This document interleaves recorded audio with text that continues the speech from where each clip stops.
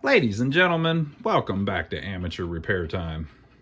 We've got a beautiful one today. If you didn't see our previous video, I picked up this grandfather clock for about I think it was $25, something like that, at an online auction because a couple of the pieces of glass were broken in the front door. And so I did a video on this already where I showed kind of how we found it. And then I went through all of the machinations to get the glass made, ended up having to make it myself, put it back in there, put glazing on the door, strengthened up the glass, mounted it all back in there, and got it here to the office. So there is the pendulum, there are the two weights, and here is the movement. This is just an absolutely beautiful clock. I love it. It's a German-made, I believe that you pronounce the name Junghans clock. I need to find somebody talking about that online so I can see how they pronounce it. But it's a really famous German clock company. And so today we're going to work on the movement. So I wanted to show you a couple things. Well, here's the glass that was broken last time. I'm gonna throw this away. I mean, there's no reason to keep it. I hate throwing vintage things away, but what can you do? It's broke. So this is one of the pieces. This was in the bottom down there. So what I ended up having to do was these two pieces are actually flat glass. The rest are still beveled. There was one broke here and one broke here.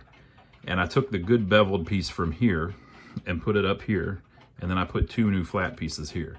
You can't hardly tell. Like from here, you cannot tell. So I think it's gonna be fun. And then the piece that was in the bottom down there is this piece. It was already flat glass because they had already broken the beveled glass at some point.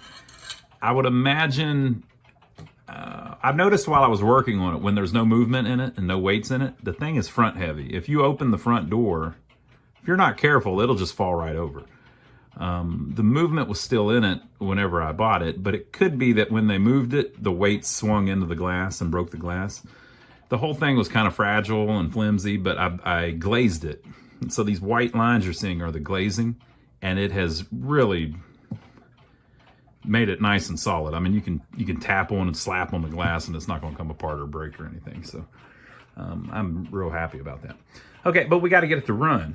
Now, it may run fine the way it is, but I'm going to disassemble it and clean it, put it back together. I think I've got the skill now to do that. I've been working on these clocks now for a couple of years, and I'm obviously not an expert. This is amateur repair time, but I think that we can do it.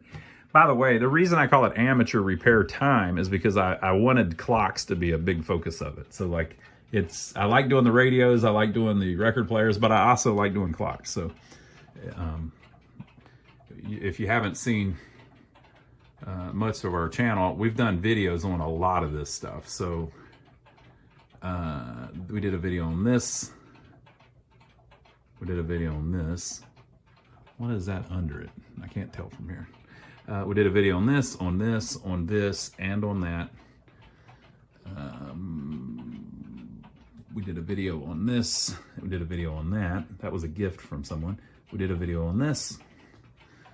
We did a video on this, and this, and this, and this, and this.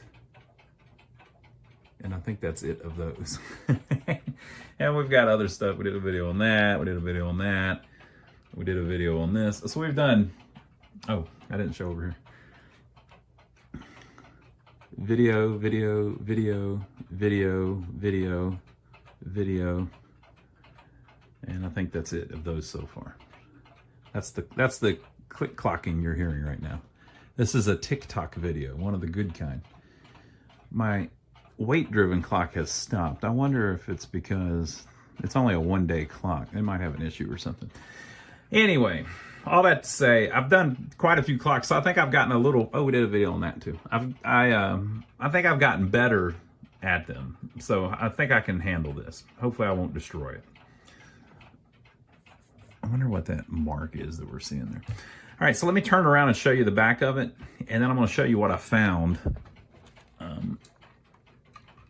researching it a little bit. I didn't research it a bunch, but so here is I think they call this the seat board. Here's the movement. The suspension spring is broken, which is common, you know. I want to bring this out, get this out, so that I can order one. And I might be able to measure it if most of it's still there. Yeah, it looks like maybe all of it's still there. It just broke in half. So maybe I can measure that and see if it lines up with what I think the thing's supposed to have. But new suspension spring might be all that it needs, but we'll do the rest too, to my ability at least. It has 5 rods inside. I did notice that there's only 3 different size rods. 2 of them are doubled up. All right, so it's going to play some kind of little melody. I'm trying to see if maybe there was like a music box type thing going on, but there's not. Let me get this out of here before we screw up the palette roll. All right, so looking at the back, I got this maker's mark, Junghans, and then it says Württemberg. If you look up Württemberg, that's an entire area of Germany. I'm not even so sure that it necessarily still exists. And by the way, to all of my German viewers, I completely understand. I don't know what in the world I'm talking about. So if you want to chime in and correct me, you feel absolutely free. Württemberg, Germany, was an area of Germany that doesn't really exist anymore. Like it, I mean, of course, it's still the same area, but this is, you know, pre-World War II stuff. And so this has been renamed or something now, or something like that. But anyway, this is a part of Germany that this was made in. And the Junghans, if I'm pronouncing that right, I guess it could be Junghans. It looks like Junghans to me. I know my German accent's horrible. I'm trying the best I can, folks. Junghans is a huge clock company that's still around. And this is a date right here, it appears. So I believe that this is December of 1927. And I believe I can kind of prove that. All right, so this W178 is interesting. I think that is the number of the movement. It's like the, what do they call that? Not sequence number, but they number each movement. And they literally have that many movements. And this is in 1927, they had that many movements already. So it's a huge company that has made millions and millions and millions of clocks, which is good, because if we end up where we need a part, hopefully we can get our hands on one. If you look here, there is a string tied here. And I think that was,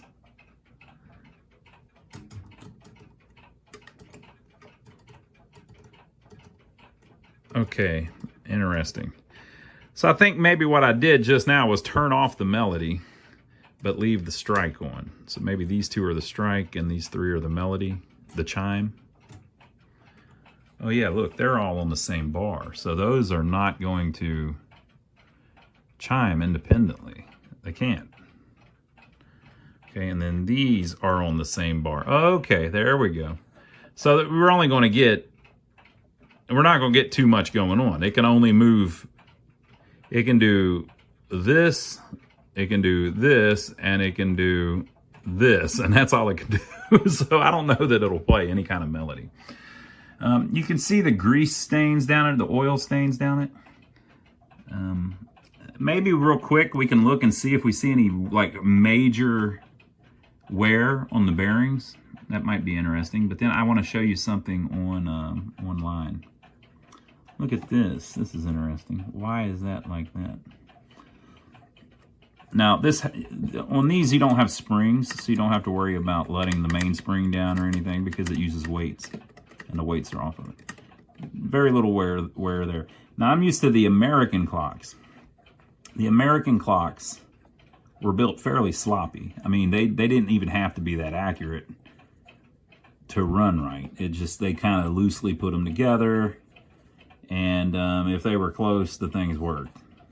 And, you know, kept pretty good time. So I'm not saying that they weren't good. And, you know, I'm an American and I love American clocks. But when you're talking about a German clock or a Swiss clock, well known for being very high quality.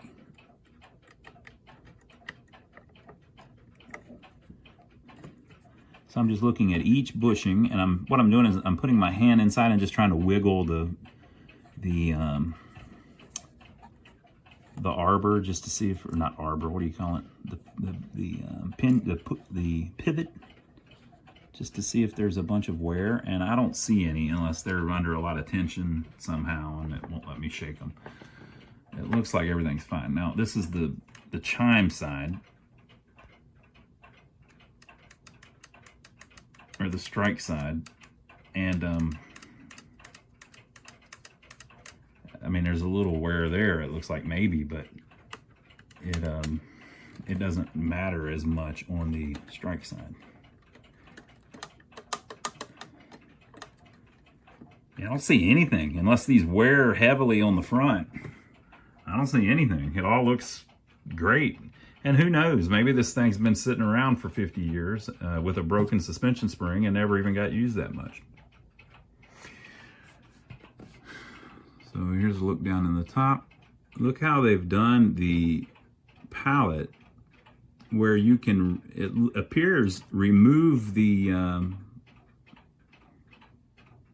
or I guess the piece you can remove is the pallets. And that's the verge. Well, no, this is the verge. I mean, it's kind of the verge. The whole thing's the verge, right?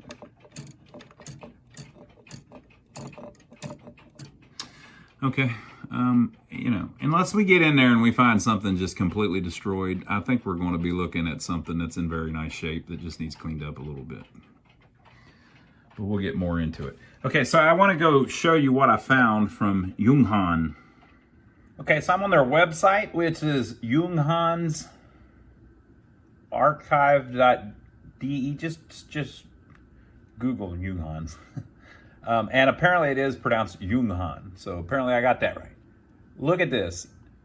They've made 500 million timepieces, because they make a lot of watches too. And they're still in business and still kicking butt, okay? But look at this. They have a digital archive with all of their catalogs and stuff. And I'm talking hundreds of catalogs, right? I mean, this is a significant company. So you pick the year you want, right? Now, a lot of this might not be in English where I can't read most of it, but look what I found in their catalog. Look at all these beautiful clocks and stuff. Let me see if I can find it. Look at what we see here. Yeah, interesting. So these are their grandfather clocks. That's not the catalog I was looking at. Let's see if I can find which one it was in. Perhaps this one.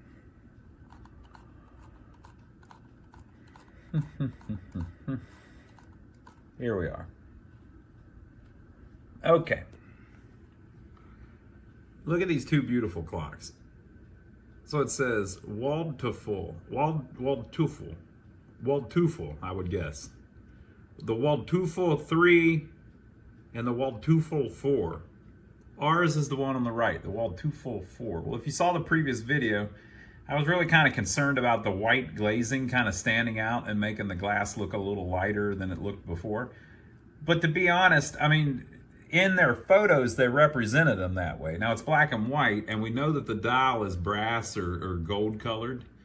So it could be that they're just showing you that the trim on the window, the lead on the window, is gold, right? But if you look from a distance, you can very easily see the leading or whatever on the window. So my whole point is, the only reason I didn't like that it had the white look on the glazing was because it made it stand out a little bit, but that's how it looked in the catalog. And that's a photo, I think. I'm pretty sure those are photos.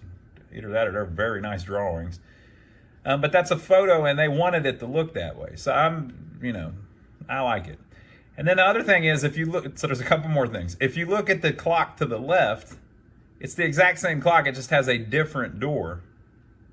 But what struck me as the most interesting is look at the position of the bob. This is a legit company. I mean, so I'm sure most of you are probably clock people, so you understand, but the length of the pendulum determines how fast the clock runs. So if the bob was lower, like this, than this one would run slower and this one would run faster. So the way that you compensate for that is you change the escapement wheel, or you change a little bit of the gearing in the movement so that it can use a different length pendulum. If you notice, the faces are at the same place, right? So they made two completely different, well, not completely, but slightly different movements, just so that they could have the bob hang at a different length. And the only reason is because of the construction of the door. It's all an artistic thing. So the bob is way down here because it just looks nicer down there. If you can imagine, if it was up a little bit, it wouldn't look quite as nice. It looks really nice right there. And then the bob over here, they don't want it down that low because of the way the beveled glass is. They want it up a little bit. And so they're re-gearing the movements just to accommodate stuff like that. And that's why that one was a number 138 or whatever the movement was. And if you look here close underneath, that's, I guess, a part number. Does it say 38? No, 28. What's it say? I can't hardly see.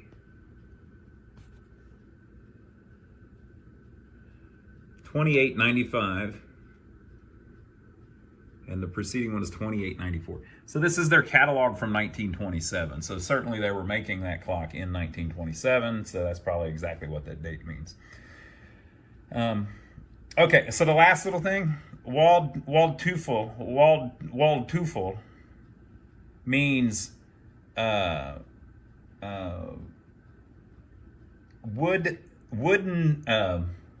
wooden. It means forest devil. So this damn clock's called the Forest Devil. Okay. And it makes sense because there's little leaves up on the top. There are some little leaves here, right? So they were kind of trying to give it a earthy, like a foresty look.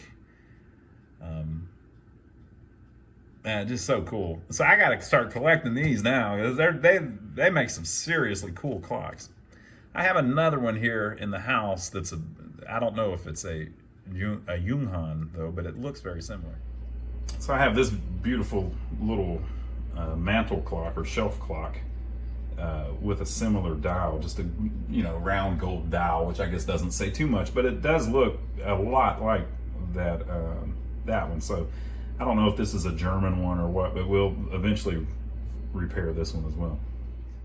So yeah, our Forest Devil clock here needs a little attention. See the little leaves on it? It's the Forest Devil 4, people. The other ones were Forest Devil 1, 2, and 3. But just an absolutely beautiful design, I think. But you see what I'm saying about the glass? You can see all of the lining, but you could on the picture. They kind of were showing it off, so maybe they wanted it to look like that. I'm not that worried about it. All right, so we need to kind of disassemble this. So I think, let me see here. How hard is it going to be for me to get the face off? Look, the face, there's some pins already out of it. I probably shouldn't have it leaning on the dial like that in the first place. Let me take the hands off and take these pins out. Is there only one holding it on? Yeah, there's only one holding it on, it looks like. Let me see if I can get that off so that we can get down to just the movement. So the face came right off, and if you get close, someone has worked on it a little bit. Look, they did it like I do my pinball machines. They've touched it up a little bit, but it proves my point about the pinball machines too. I couldn't even tell. I've had it for a little while now, and I couldn't even tell. Okay. Oh, and the back of it is very solid. Like, I don't know if that's cast or or what, but it's very, the face is very heavy. All right, so with the clock came a little bag, and it had these two, which I guess probably have something to do with holding the seat in. Probably those. And they have a little washer on them. This, which maybe we'll need to take something apart. And then this, which is probably the other end of that wire that we saw that was broke, or that cord that was broke, that allows you to maybe turn off the one of the strikes or something. Maybe if you do that, it makes it more quiet. So maybe it still strikes, but not as loud. That's the one up there. That one, this little snell here is screwed up on that one, so it can't hold the hour hand right. It's made out of plastic. I gotta get one. We'll work on that in a later video. Some more. We already worked on it in a previous video.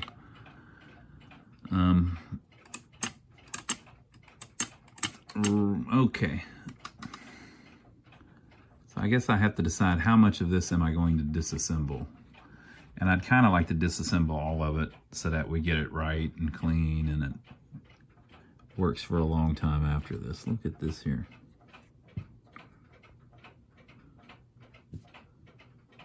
What is that all about?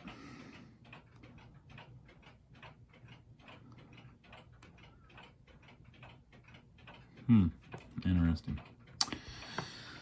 All right, so let's look from the side. And this thing is heavy. I mean, it's probably at least 10 pounds.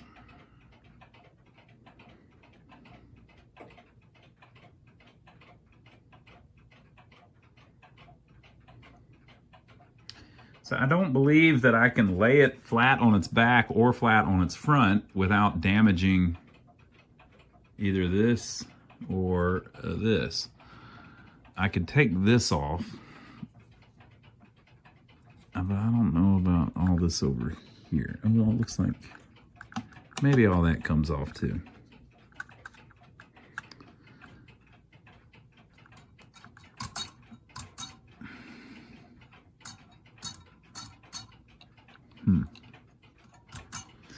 All right, let's see what we've got here in the way of gearing. We've got 1, 2, 3, 4, 5, 6, 7, 8, 9, 10, 11, 12, 13. It looks like we've got 13 pivots in there, something like that. So that's not too bad. And then a little bit of stuff on the outside. Okay, so yeah, let me see if I can figure out what I want to take apart first. Okay, so I've removed the suspension spring. And on the top it has a large hole because a little screw goes through it to hold it into the bridge. All right, it goes through it into the forks of this suspension bridge, or I think that's what it's called. Okay, and then on the other end there is a small hole that this little pin was in to hold it into place. So I'm going to try to order that exact same suspension spring. I think you could, I'm not an expert obviously, I think you could get away with using one that's a little bit different, but if you can get the exact same one, I say let's go for it. Time Savers has a few of the, they list them all by size, but they have a few that they actually list as for a Junghans. So we'll see if we can order another one. Okay, so this is with the back plate removed. I was trying to go in through the front, and I got most of it off, but there's one little wheel that I cannot get apart. One of these. We'll have to look here in a minute. But so this is kind of what we're starting with. So this is the strike side, which you can tell by the little levers on some of the gears. Don't worry about it, folks. We'll put it right back together. You know, it's kind of, they kind of go smaller as it goes.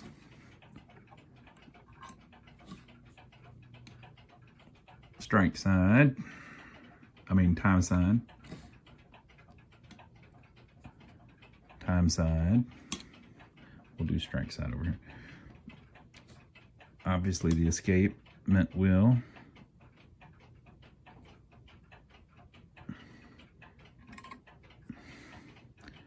The governor, the Arnold.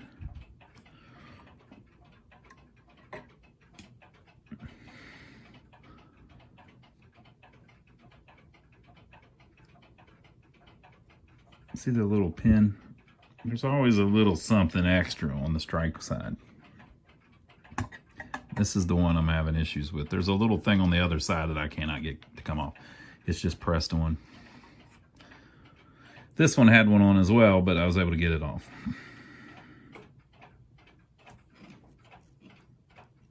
Basically, this has a matching piece on the front.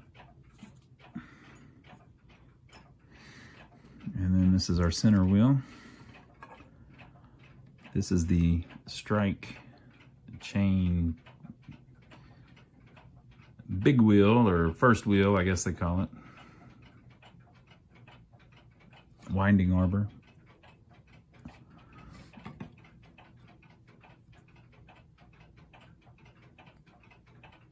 Time side.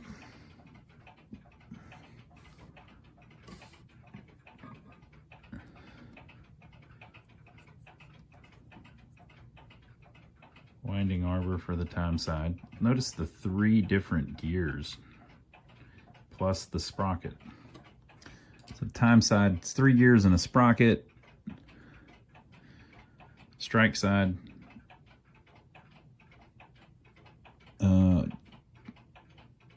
is that 2? How am I counting the other one? Yeah, 3 gears and a sprocket. Strike side, only 2 gears and a sprocket. Okay, so I got to figure this out now. I was finally able to get it off.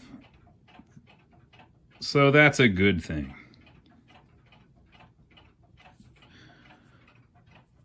So it's completely disassembled.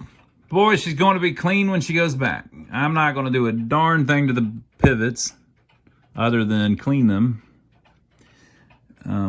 The bushings, other than clean them, because I didn't see any kind of wear. I didn't see anything that was a problem that my untrained eye could notice. I think the thing's going to run just fine.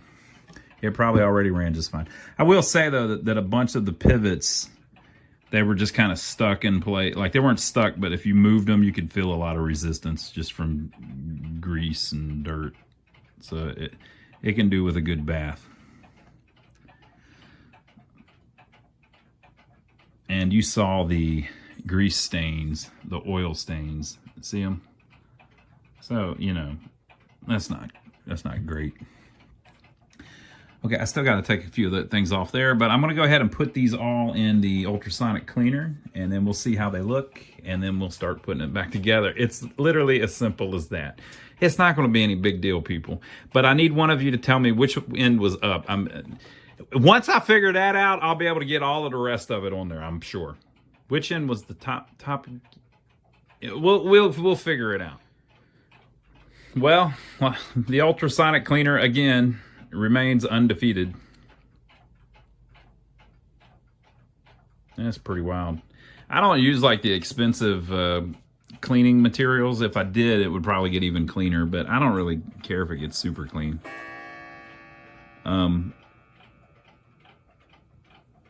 You can see that grid mark is because it was sitting on the bottom of the metal basket that's in there. So it doesn't get it perfectly clean. If I put it through again, it would probably get it even cleaner. But I don't really want it to look, I might polish that a little bit so it doesn't have a pattern on it, but I don't really want it to look brand new. I want it to look a little worn, but it almost gets it looking brand new. All right, so surely I can put this back together. It's not that many parts, right? My favorite thing is what it did to the leather on the hammers.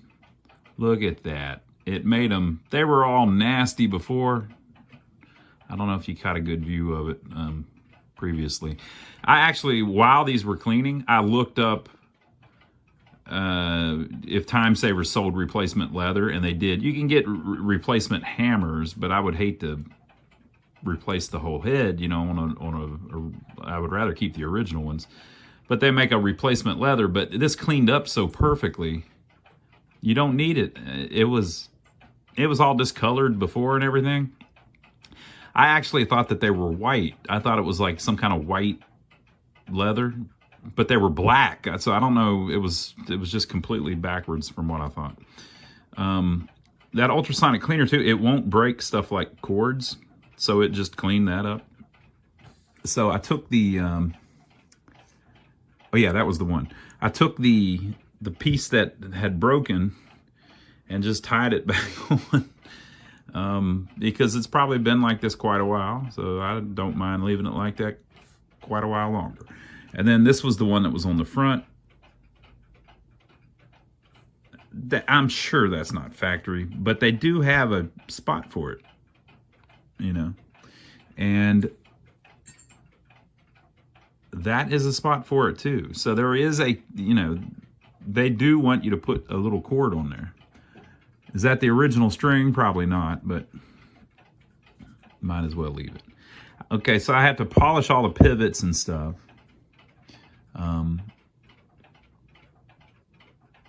And so the way I've been doing that is I've got a really fine sandpaper, like 2000 grit. And you just turn the pivot in it 2 or 3 revolutions just to clean up just to basically polish the pivots. These aren't pivots. This is pivot. These are little studs that were on the front plate. So the plates got pretty clean. I actually had to polish them by hand a little bit, which you can kind of tell because it's a little streaky, but I think it looks all right. Basically, I couldn't fit the whole plate in, so part of it would stick out. And then this part would have a line. And then if you turn it upside down and run it through again, when you take it back out, there'd be a line over here. And I think each time it was probably getting it brighter and brighter, and I don't really want to get it all that bright. But interestingly enough, after I did that, I found some more markings. So this is the front plate. Were they on here? Yeah, here's something. So I figured we'd look at that and see if we could tell what they are. You can see where there was a line there, so or maybe it was right there. So I had to hand polish it to try to clean it up a little bit. All right, so I see this. Let's see what this is. Huh. What in the world is that? I thought that was like lettering.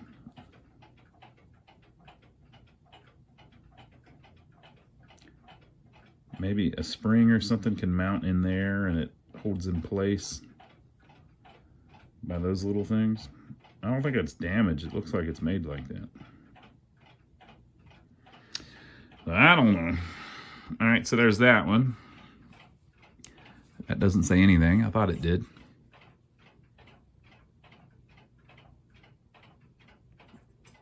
And then here is the back plate.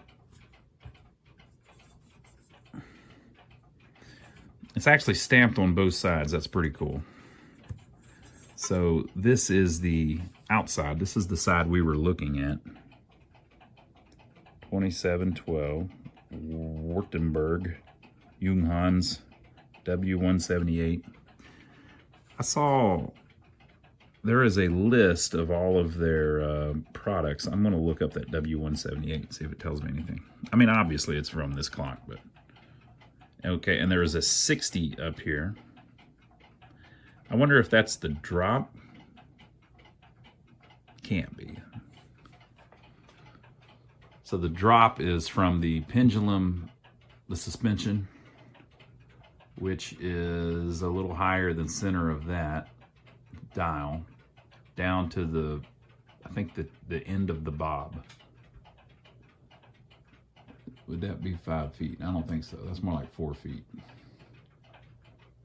Yeah, so that can't be. 4 feet would be 48, so I don't know what the 60 is. And then here's the inside. Same thing, they just don't have the date on it. And that's it. All right, so W178. They had a list somewhere of all of their products. I guess it was on their website. Let me see if I can find that. Well, I found what I was looking for. It was on their website. It is, they call it caliber, but they don't list the tall case clocks. It's just, they just list pocket watches and things like that. So it wasn't on there. But I did find someone that had this same W178 in a similar case. It wasn't this exact case, but it was one of the ones with the oval doors, which, as I was saying earlier, I thought would probably have a different escape wheel because the drop's different, but it was a slightly different cabinet too. It wasn't that the exact one we were looking at. So I don't know. Who knows? All that to say, they made a lot of clocks. One thing I was noticing too is these two chains. This one was gold. This one, I don't know if it was ever gold. So maybe one of them's been replaced or something. I don't know.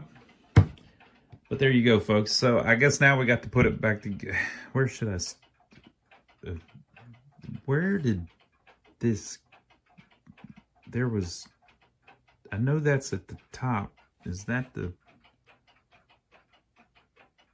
Maybe that's the... I'm going to have to think about this a little bit.